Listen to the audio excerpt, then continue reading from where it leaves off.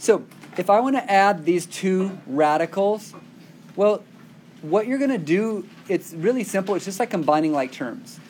Think of this as 4x plus 5x, but x is the square root of 7. So what is 4x plus 5x? Isn't that 9x? So wouldn't 4 square root of 7 plus 5 square root of 7 be 9 square root of 7? Yeah. So simply 9 square root of 7. Done. All we're doing is adding the fronts because these are kind of like an x. It's that simple. Now the problem is here, you can't combine. This is like 6x minus y. That doesn't help. Nothing fixes. But I can simplify these and maybe make it look like something like this. So let's simplify 20 square rooted and 45 and see if then, once simplified, then we can combine. So I have 6 in front, and I'm going to break down the square root of 20 into 2 square roots. So what square number goes into 20? Hopefully you can see that's 4 times 5.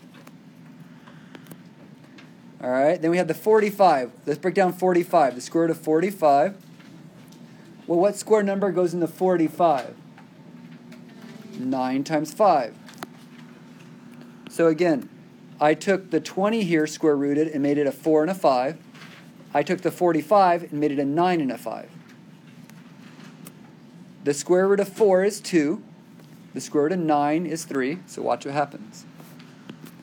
I now have 6 times 2 times the square root of 5 minus 3 times the square root of 5.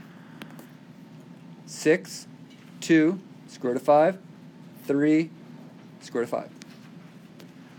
Hopefully you're seeing the answer coming here. 6 times 2 is 12. Now, do you notice how this looks almost exactly like this now?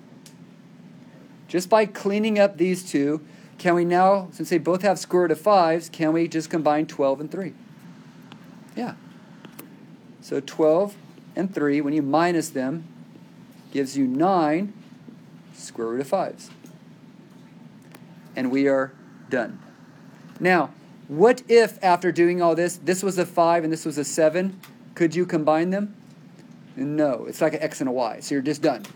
Sometimes you'll simplify each piece, and these are not the same, so you're done.